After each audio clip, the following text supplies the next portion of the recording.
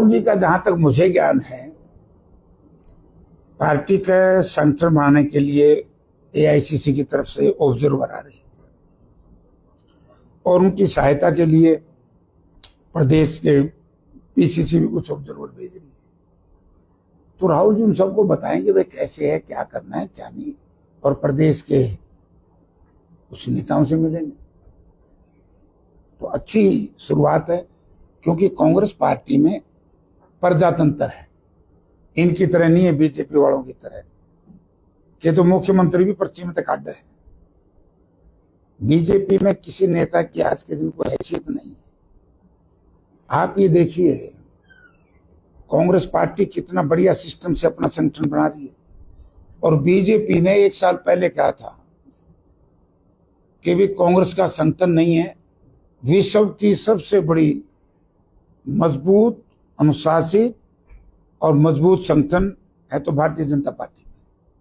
आप ये देखिए, ना तो राष्ट्रीय अध्यक्ष बना पा रहे, कितनी भयंकर लड़ाई है केंद्र में, और ना ही प्रदेश अध्यक्ष बना पा रहे। तो खुद का इनका काम बिगड़ा पड़ा है। लेकिन कांग्रेस पार्टी ने जो शुरुआत की है ये बहुत बढ़िया है, और इससे प्रदेश के लोगों को, पार्टी को बड़ा लाभ होगा। सर, हरियाणा प्रदेश की बात की जाए, गर्मी के दिन है और बिजली और पानी की नहीं मिल रहा है लोगों को, क्या कहेंगे? इसमें क्या कहेंगे, नाश होया पड़ा है। क्योंकि 2014 में जब चौधरी भूपेंद्र सिंह हुड्डा ने सरकार छोड़ी, हरियाणा प्रदेश में बिजली सरप्लस थी। सर्दियों के दिन में हरियाणा प्रदेश की सरकार अपनी बिजली हिमाचल को और दूसरे जो पहाड़ी क्षेत्र हैं उनको हम देते थे, और उनसे फिर जून और जुलाई में जब धान का सीजन शुरू होता था, बिजली की खपत बढ़ती थी, तो हम वो बिजली वापस ले लेते, कोई दिक्कत नहीं आती थी। हमने थर्मल पावर प्लांट बनाए थे। भारतीय जनता पार्टी ये बताए कि 11 साल के शासन में एक भी थर्मल पावर प्लांट बनाया हो। 11 साल में जनसंख्या बढ़ गई, उद्योग बढ़ा, बिजली का खर्च बढ़ा, घरों में बिजली का खपत बढ़ा, लेकिन इन्होंने बिजली बनाने के लिए ना थर्मल पावर प्लांट लगाया, ना कोई हाइडल बनाया। और एक हमारा जो सबसे महत्वपूर्ण प्रोजेक्ट है, जो यूपीए गवर्नमेंट में डॉक्टर मनमोहन सिंह जी ने जिसकी आधारशिला रखी थी, परमाणु बिजली घर गोरखपुर में, आज तक वही पूरा नहीं करवा पाई। क्या क्या क्या विकास करेंगे ये? नंबर 2, इसलिए बिजली की कमी है, हाहाकार मची हुई है। और प्रदेश सरकार तो ये कहती थी, जब मेयर का चुनाव था यहाँ कारपोरेशन का, बोला एक जमाना था 7-7 दिन बिजली नहीं आती थी। आज मैं बीजेपी के साथियों से कहना चाहता हूं कि जो दुर्गति आज इस बिजली की वजह से लोगों की है, पानी, वाटर टैंक सूखे पड़े हैं, तालाब सूखे पड़े थे, ये तो भगवान का हम धन्यवाद करते हैं कि उन्होंने 2-3 मरतबा बारिश दी, जिससे कि किसान के खेत को भी पानी मिला और तालाबों में भी पानी बढ़ा। और पंजाब से जो हमारा शेयर आना था, ये बात अलग है कि 2 पार्टी ऐसी हैं जो पानी पे बिजली करती है। एक को होता है ना, उल्टा चोर कोतवाल को डांटे, खुद दोषी और आरोपित दूसरे को करे। उस पार्टी का नाम बताओ क्या है? हम भी तो बताए देख रहे हो। उस पार्टी का नाम है लोकदल, जेजेपी। मैं लोकदल के साथियों से मुझे इनकी उस पर बड़ा वो आता है, तकलीफ भी आती है कि लोगों के साथ कितना धोखा करते हैं। उसी दिन सवेरे 7 बजे भाखड़ा का पानी छूटना और 2 बजे ज्ञापन देना है, और फिर उनका अध्यक्ष बयान दे बोला धन्यवाद हो अभय चौटाला का, उसकी वजह से पानी आ गया। गजब के आदमी। अब वो जमाना मित्रों जा लिया है। हरियाणा का एक एक आदमी समझता है, जो कांग्रेस पार्टी की सरकार मात्र 0.5% से रही,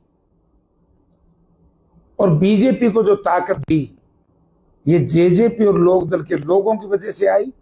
अब ये कितना ही ड्रामा कर ले, सबसे पहले तो लोकदल, पुराने लोकदल के लोगों को समेत जयप्रकाश, मैं भी थोड़ा थोड़ा दोषी हूं, लेकिन मैं छोटा था, इन्हें मारती तो जुगल को कह लिया, हम तो नारेदान लाएंगे। अगर 1985-86 के अंदर भारतीय जनता पार्टी के तत्कालीन नेता और लोकदल के नेता SYL नहर की खुदाई का काम नहीं रोकते तो आज हरियाणा प्रदेश के लोगों को SYL का पानी मिलता। इसके लिए कोई दोषी है तो लोकदल परिवार के लोग दोषी। आज लोगों को भ्रमित कर रहे। एक लोकदल का नेता खड़े होकर के बताए कि 1985 से लेकर के 1987 तक जो जल समझौते को है, राजीव लोंगोवाला कोड को रद्द करवाने के लिए आंदोलन किया कि नहीं किया। और उसी दुख की बात है, स्वर्गीय ओम प्रकाश चौटाला चीफ मिनिस्टर थे, मैं भी MLA था बरवाड़ा से।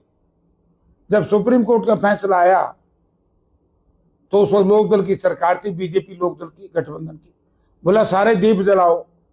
मैं बोले भाई मैं भी MLA था, मैं क्या के दीप जलाऊं भाई, पहले तो समेत मेरा पर माफी मांगी इन कांग्रेसियों पे कि आपने बेड़ा गर्क कराया था। अगर उस वक्त चौधरी बंसीलाल चीफ मिनिस्टर बने, भजनलाल जी हटे, तो उस वक्त नहर का काम शुरू हो रहा था।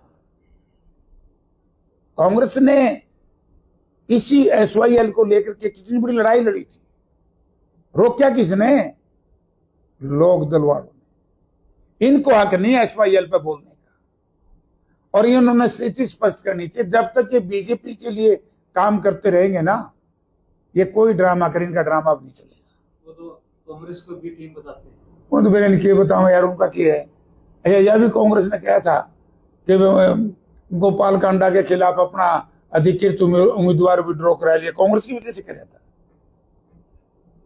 इनने तो सारे दिन कांग्रेस और हुड्डा साहब दिखाई दे। हमारे बूढ़े जब छोटे थे नहीं, नो बेटे सोचे नहीं आऊ आ जाएगा। इस चौटाला परिवार ने, इस लोकदल बीजेपी ने भूपेंद्र सिंह हुड्डा आऊ दिखाई देवे।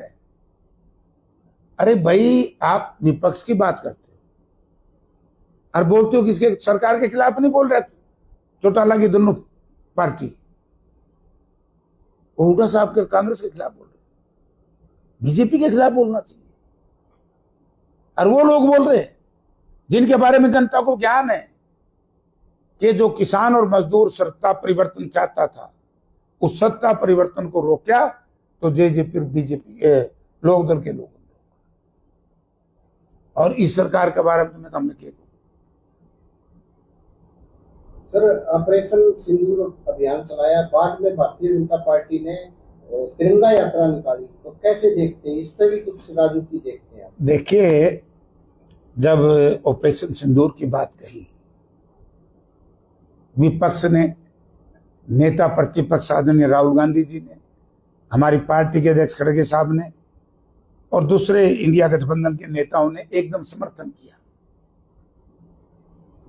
कि हम देश की सेना के साथ हैं,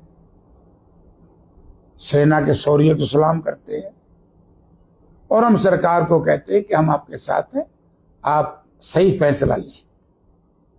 गलत काम किया है सीमा पार के लोग, बड़ी बड़ी बातें हुई,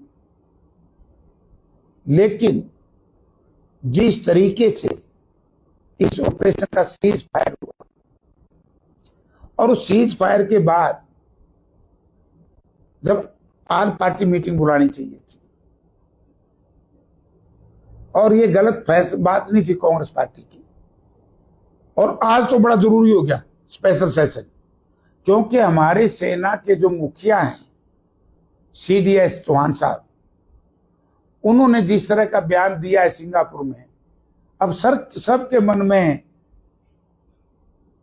भय बन गया कि हमारे साथ हुआ क्या है ये। मैं इस बात में नहीं जानता कि विमान गिरा या ना गिरा, मैं इस बात में जानता हूं कि जिस तरह का बयान उन्होंने दिया तो लोग कह रहे हैं कि MP साहब क्या हुआ, मां भाई अब तो स्पेशल सेशन होगा तभी सरकार जवाब देगी। सरकार ने इस पे अपनी स्थिति पार्लियामेंट के अंदर स्पेशल सेशन बुला करके क्लियर करनी चाहिए, क्योंकि ना तो युद्ध था, युद्ध की घोषणा पाकिस्तान ने की, हमने तो नहीं किया, हमारा तो ऑपरेशन था। युद्ध करने की क्षमता मुझे आज तक की राजनीति में देखे कांग्रेस में ही थी। आपको याद होगा 1971 का युद्ध, जिस दिन ये अरे बात करते हैं सुशासन की, बात करते हैं विदेश नीति की, सबसे बुरी तरीके से विदेश नीति में हम फेल हुए। दुनिया के किसी देश ने भी हमारा समर्थन नहीं किया। एक आध ने किया हो तो पता नहीं, इजराइल वगैरह ने, वो भी आखिरी में किया होगा तो शुरू में तो करें। ये क्या हो रहा है हमारे साथ? ये सब चीजें जनता हमसे पूछती है, हम कहो भाई सेशन बुलाएं तो हम उसका जवाब सेशन में देंगे। अब आपने सिंदूर की चर्चा कर दी, ठीक है, ऑपरेशन करना जरूरी था और हमारी सेना ने बड़ा बहादुरी से काम किया, लेकिन 2 जगह दुर्घटना घटी।